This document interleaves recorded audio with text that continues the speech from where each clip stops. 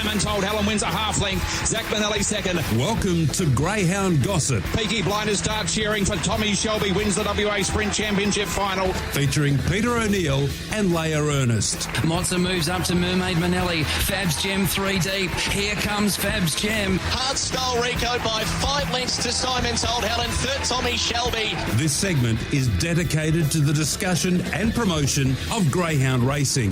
Cindy's Oliver, Rockstar Patriot, Paul Stewart, back-to-back with Rockstar Patriot in the Galaxy. Handsome Prince, a Boulder Clear, the former Tasmanian. Handsome Prince has won the $1 million chase.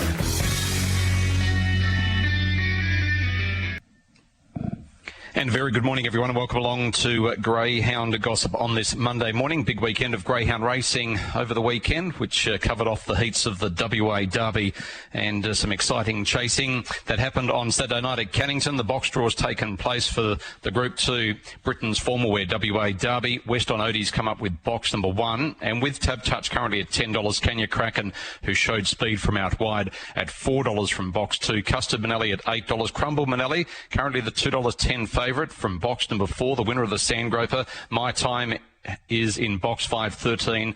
Rockanui, $81. Pudding Manelli, $6. And Sneaky Peaky, $26. So looking forward to that Saturday night program at Cannington. And we heard great news last week of the naming of Racing and Wagering WA, or the announcement of Racing and Wagering WA, of a new greyhound adoption centre that is going to be located and built within the Perth metropolitan area. And we're about to be joined by the racing manager for Racing and Wagering WA in David Hunter, who joins us this morning on Greyhound Gossip. David, good morning. Good morning, Pete. Good morning to all the listeners. Just heard on the news, we don't often hear greyhound news, that the great news coming out that Australian greyhounds will be sent across to the US as part of a companion basis for soldiers that have returned from war that are suffering with PTSD. Yeah, a great outcome there, and something that Rob Vella from Greyhounds Australasia and I think Rob McCauley from Greyhound Racing New South Wales have been working pretty hard on. They've been over in the US recently, so really pleasing to see that they've got a great result for our greyhound racing industry here in Australia there.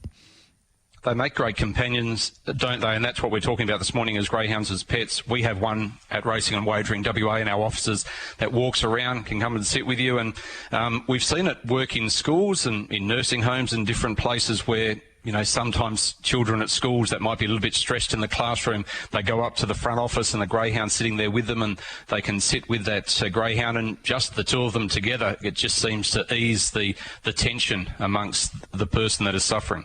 Yeah, we've got Annie, of course, in the office here. Anyone that's visited the offices of Racing WA here would have seen Annie out in reception there. She's been with us for quite a while and belongs to one of our staff members down in the finance team. But yeah, no news to any of us in the greyhound racing world that what fantastic companion animals that greyhounds do make. Yeah, just wonderful. Tell us about the great news that came out from Racing and Wagering WA in regards to the purchase of a new site in Southern River that will go towards the greyhounds as pets. Yeah, Pete, obviously the rehoming of greyhounds is critical to the future of the industry, and that expectation of the community that if we are going to have a greyhound racing industry, that those greyhounds that are born into that industry and race do end up into the community at the end of that.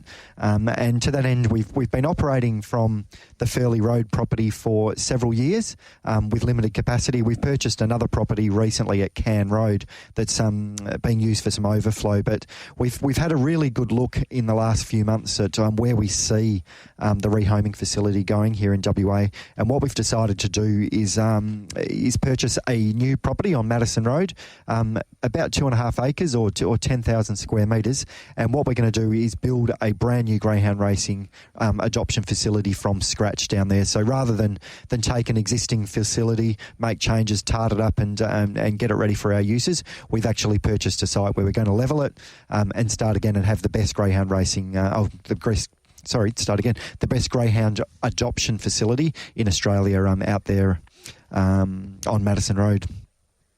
It's going to be great, isn't it? Because it'll be state-of-the-art and it'll give the trainers and the staff and the dogs, obviously, and the adopters a great facility and one facility that they'll be able to attend. Yeah, and I think that's what we need. We need a facility that's purpose-built, that showcases the greyhounds and what we're trying to do there with rehoming them into the community.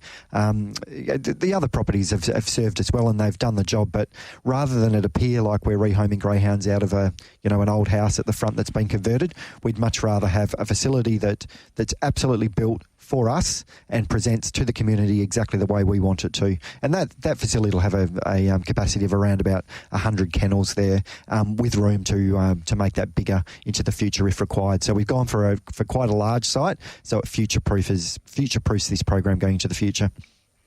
You mentioned Madison Street. Is that the old Keith Harding property or not?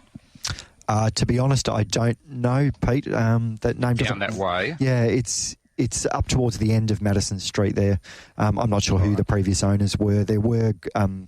It was owned by someone who sublet it to another couple, I believe, that were training greyhounds from there at the time. Now, you mentioned that the site is going to be completely demolished and cleared out. So how long will it take to build this new state-of-the-art facility? So from start to finish, we're looking at around about 2 years, is the advice that I've had. Get all the planning approvals in place, get the demolition done, and then the construction side of things. It's going to take around about that 2 year period. Unfortunately, nothing happens particularly quickly in the construction market that we're in here in Western Australia at the moment, but we will keep it moving as quickly as we possibly can. So does that mean the leased property at Furley Road, Southern River will continue, and also that new property that you've invested in nearby? Yeah, the Furley Road property will obviously stay out for as long as we require, and we've got a long-term lease there that protects us, so there's no issues there. We own the Can Road property. That was the one that we purchased with a view to perhaps running a two-side operation. We would own the Can Road property and perhaps we made attempts to try and buy the Furley Road. We changed direction on that, gone for this new property where we can build it from scratch. We'll make a decision on what we do with Can Road closer. If we require it longer because we need the capacity, then we don't necessarily need to move that property on. But our plan would be, if it all comes together as we would like it to, that we can exit the Can Road property eventually as we move through. Greyhounds as Pets, David, is WA's largest greyhound adoption program. I think we rehome around 350 dogs per year. But as we've seen since COVID has finished, or it hasn't finished, but it's sort of eased and people are now out and about, there's been less adoptions, hasn't there, in recent times? And there's now a waiting list, I think, and you can correct me if I'm wrong, approximately a 6-month waiting list here in WA, and on the East Coast it's a lot higher. Yeah, COVID was good to the industry in a number of ways. One was wagering, it went through the roof. The other was greyhound adoption demand went through the roof as well. So that's come off in both areas subsequent to that. So we're having a few challenges in getting the greyhounds out into the community and getting the adoption numbers that we'd like. And as you say, that's not a WA problem, that's a nationwide problem. We've put a lot of effort in recent weeks and the last month or so into upping the marketing in that space. So you'll see a lot more out in the community of us as the principal racing authority running the Greyhounds Pets facility here in WA, with a lot more consumer marketing out there to push how wonderful adopting a greyhound is and all those opportunities there. So we think we can get that moving along by putting some more resources into that. So we'll see how that goes in the next few months. I think it's fantastic what we're doing at the moment. We're talking with David Hunter from Racing and Wagering WA. David, while I've got you on the program of Greyhound Gossip this morning, what about the new facility?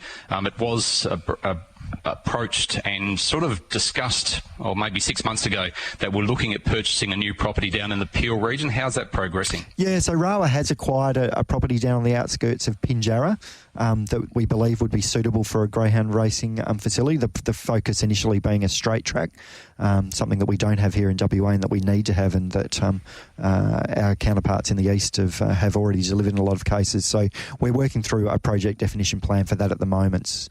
So that is well and truly moving along. We've got a parcel of land right on the outskirts of the Pinjarra town site that I think will serve that purpose quite well. And when do you think plans will be available for the industry and the general public in regards to what we will be building on that property? Yeah, it's a bit of a long process. Building a new Greyhound facility, not necessarily the smoothest of passages for planning approvals, etc. So I think it's probably 6 months or so before we're going to see anything on paper, and then we can start to put some realistic timeframes around building that once we've taken it to the board and got their approval to take it forward. I saw some pictures in the Greyhound Kennel Notes during the week of the Mandurah track. It's a building site. How's that progressing? Yeah, early days on that one, but it's all on program at the moment, Pete, which is good news. Building anything at the minute's not the easiest of tasks, and we saw that with the Bunbury Thoroughbred track that took quite a lot longer than we initially expected. But at this stage, the Mandurah job is all on time, and we learnt a bit from the Bunbury project that we did down there that we've been able to bring across to the Mandurah one, and one of those is securing your time, your supply chains early on. So we purchased a lot of equipment that was required to go into that site well before we started work. So things like the lights, the starting boxes, those big assets. I think the new super screen that's going in down there, we purchased all those well ahead of time, stored on site in sea containers, so that there was just no risk of the project being delayed by those supply chain issues, which are hitting lots and lots of projects across Australia at the moment. So we believe that this one will be able to keep on time and deliver for racing to resume in the late spring. Sorry for cutting you off. Can you comment at all or give an update in regards to the turnover on WA Greyhound racing since the closure of Mandurah? Has it been affected, and how's the turnover going at Northam? Yeah, it doesn't go well when it moves from Mandurah to Northam, exacerbated by the fact that we're not running in the evenings. I think it's on Thursdays. It's a train smash, to be honest, Pete. The turnover is a third from the numbers I've seen of what it would normally be at Mandurah in the evening. Really? So we're doing it because the industry doesn't like travelling at night, but the industry is losing a lot of revenue in doing that at the moment. Yeah, it's unfortunate, but we'll need to see that out to the end of the year when Mandurah resumes. Okay, so down a third at the moment, the turnover. How was the turnover on the Sandgroper, and how was the Sandgroper overall? It's, for me personally, as a commentator, and this is being selfish, it was outstanding, and the atmosphere that I experienced underneath me on the night was really, really good. Obviously, the weather conditions weren't the best, and there was a few teething issues which hopefully will be rectified next year. But how was the Sandgroper and the turnover on that night? Yeah, I thought it was a fantastic success, the race, Pete. We were really happy with the greyhounds that we had in the race. Really happy with the off-course wagering that we got for it. Regrettably for the club and the participants, it was a bit wet down there on that night, and also at Gloucester Park over the way we suffered 2 from there. But we still found that the on-course attendance, on-course wagering wasn't much different to it was on Perth Cup and Galaxy night, which was good for the club. Off-course wagering was certainly a record for greyhound racing in WA. I think we did around about 900,000 in turnover across the country on that one race. Our previous high on a greyhound race in WA was about 850 grand, and that was back in the height of COVID on some nondescript Mandurah race when no one had anything to do but sit in their lounge room on a Friday night and have a bet. So to put it in context, probably something more relevant, the Perth Cup and Galaxy night this year, we had turnover of around about 575,000. So to do 900,000 on that race in its first year was an outstanding result for us, and we're very, very pleased with taking that forward to next year. The Tab Touch Western trilogy, I think, was a really good success. I'm sure you will comment the same. What are the plans for next year? Will there be a Sandgroper? Will there be increase in stake money? And will it be on a separate night from the Nullarbor? Yeah, we've got a number of issues to work through there. Things like prize money levels, etc. We've not finalised yet. We need to take a few things to the board once we've got all of the wagering figures in at the end of this month. One thing that we did get clear feedback on was an appetite for the 2 races to be on different days, the Nullarbor and the Sandgroper. So that's something that we definitely will push ahead with. Early thoughts are that perhaps we move the Sandgroper to Thursday night at Mandurah and run that race on that evening, Gloucester Park on the Friday night, into the Quokka on the Saturday night. But we've made no firm decisions on that yet, and we'll continue to work through that in the next few weeks and take something for the board for them to have a look at before we go to industry. Would it be the Thursday night at Cannington, or would you consider having a big race like that at Mandurah? More likely Mandurah, I think, Pete, and that's mainly driven by the fact that the customer facilities, the public facilities that we can offer, are far superior at Mandurah than they are at Cannington. A number of our partners in slot holders are looking for hospitality spaces on the night, and Cannington finds it difficult to accommodate that. So, rain, hail or shine, I think Mandurah is probably a better outcome for everyone. I'm about to be speaking with Luke Gatehouse from Queensland. They have their first $1 million race this year. The last question on the Sandgroper, will we see an increase in the stake money? We've got to work through that still and have a discussion with the board on where we see that going, Pete. We would like to get more money out into those races back to the unplaced runners so that we can keep the slot holders involved and make sure they're getting sufficient return to hopefully roll into the race again next year. But a bit early for me to make too many comments on that. We need to take that to the board first. So it'll be the next few months. We'll have some announcements around that. Okay, and the final question for me, and I really appreciate you being honest this morning and coming on the program. David Hunter, we're speaking with, the Manager of Racing and Wagering Western Australia. The Nationals coming up in Melbourne in August, David, later this year, and Victoria have just come out with a new museum which will be based at Sandown Greyhounds. 150 years they're celebrating, and they're going to have a museum next year. December next year will be the 50th anniversary for Greyhound Racing in Western Australia. Are we, as in Racing and Wagering WA and Greyhounds WA, looking to celebrate the 50th year? Yeah, of course, Pete. And David Simonetti, who everyone would know and is on our board's got a lot of fantastic ideas in that space on what we can do to celebrate 50 years of Greyhound Racing in WA. So, yeah, most definitely that's something we are looking to promote. Good on you. Thanks very much for coming on this morning. Have a great day, and we'll look forward to catching up with you soon. Look forward to it, Pete. Thank you very much, mate. All the best.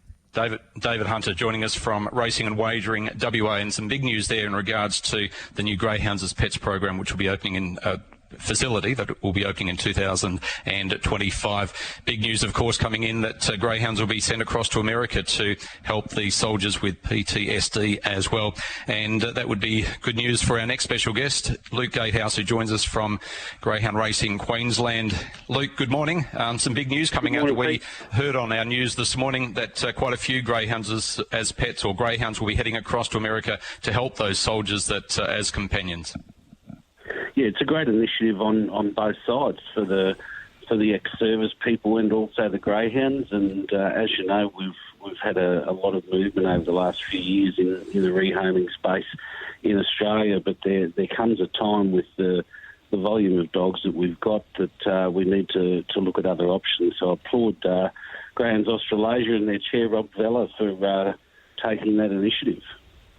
How exciting is it for Greyhound Racing in Queensland? Racing in Queensland in general. I was watching the thoroughbreds over the weekend, and the prize money is astronomical, and I think you've got around $3.5 million in prize money up for grabs coming up over the next couple of months, including your first ever $1 million Brisbane Cup. Yeah, we've had a big boost, obviously a COVID boost and a point of consumption tax boost up here in Queensland that's flowed back into prize money for participants and a lot of infrastructure upgrades where we've turned the soil and we've got the bulldozers in at the new site of the multi-track complex at Yamanto, and the prize money this year just staggering, Pete. We look back at when I started 17 years ago, I think the Flying Amy Classic was worth $6,000 to the winner, and this year it's $150,000 to the winner. It is remarkable. When did you start in Queensland? Because you've been around for a long period of time, even though you're just a young bloke, Luke. But it's been exciting, isn't it, being on this ride? And I've been around since the 90s, but just seeing the increase in stake money has been astronomical in greyhound racing. Yeah, my first involvement with the dogs was 1998, but have been in this job since 2006. So seen a lot of the ups and downs over the years, and we're riding that crest of the wave at the moment. So we don't get complacent about it, though. There's a lot of action in the racing space. So we keep our eyes forward, backwards, and sideways these days, and we're just here to do the best by the dogs, best by the participants, and put on a great entertainment product. We start off, don't we, in, early June. It's only a couple of weeks away, the Flying Amy Classic and the Carnival Chase, a couple of group races, and obviously a race that is really building and getting coverage right the way around Australia is the Origin Series. Yeah, the Origin's got another uplift in prize money this year with the sprint and the distance races worth $150,000 and the match race worth $60,000. And talking to a number of people over the last few weeks from New South Wales, they're all lining up. They want to be picked in the New South Wales team, and obviously the Queenslanders, they take great pride, and we did hold the trophy aloft last year with a great win by Shipwreck in the match race, so we're looking to hold on again this year. Yeah. The prize money, are you expecting to be able to obviously attract some of the best dogs from around Australia, those coming from Victoria and New South Wales, to be able to come up and chase this rich prize money, and hopefully a few from WA? Yeah, look, if you don't want to come, don't come. But if I had a dog that was worth any salt, I'd be throwing the hat in the ring and chasing the $1 million. It's $650,000 to the winner. There's a couple of consolations as well, and the consolations are worth group level prize money. So the only condition we put on it to make it into the heats is that you must have raced at the track prior, and a lot of greyhound folk will understand exactly why that is. When you've only got one shot at a heat, you don't want interference playing a part in making up the final. So I want to make sure that dogs have seen the track and make sure all the dogs get around and have their best chance of getting through to that big final on the 7th of July, which is a Friday night.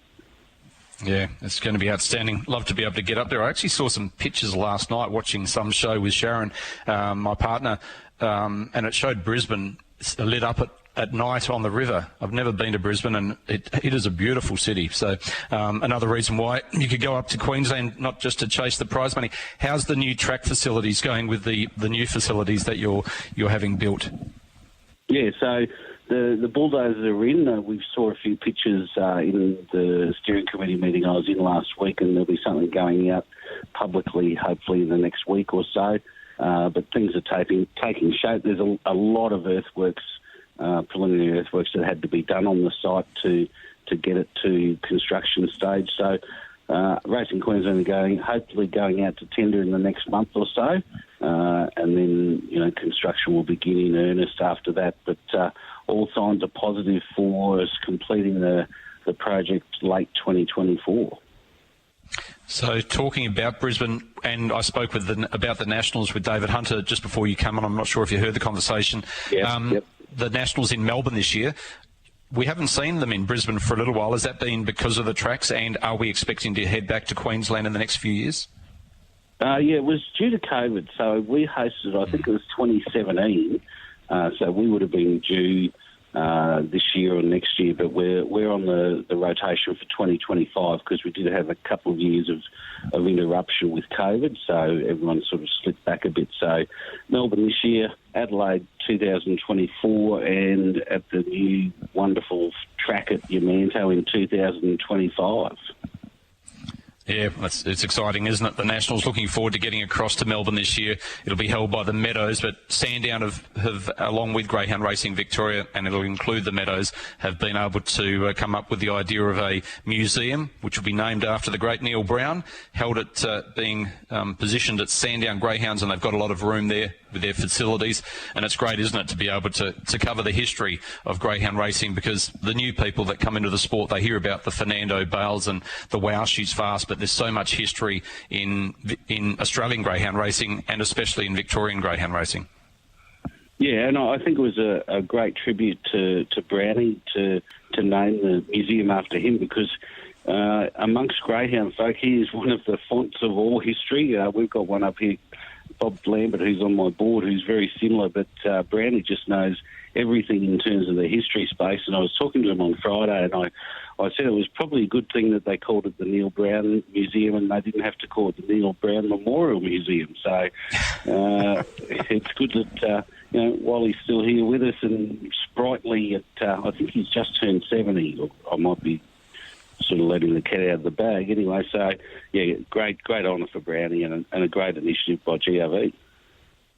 Looking forward to the Brisbane Carnival. Really appreciate your time this morning, Luke. $3.5 million in prize money up for grabs over the next few months, and we start off on May 25, so it's really exciting. We'll have it all covered here in Western Australia, and we'll look forward to listening to the dulcet tones of the great Bunny Brash on our radio station and on Sky Racing. Enjoy the Carnival. Thanks, Peter. Pleasure talking to you. Good on you. Luke Gatehouse joining us from Racing Queensland, and it is really exciting, and the prize money on offer is well worth heading up to Brisbane with that $1 million Brisbane Cup and also the 2 Brisbane Cup consolations with a total of $160,000 in prize money. It is astounding, so really looking forward to that. Looking forward to heading up to Northam today as well with Greyhound Racing there, the first getting underway just after, or in fact 1:30 this afternoon, so we'll have all of the coverage on TAB Radio, Racing and Sport. A break and back with Race Day after this.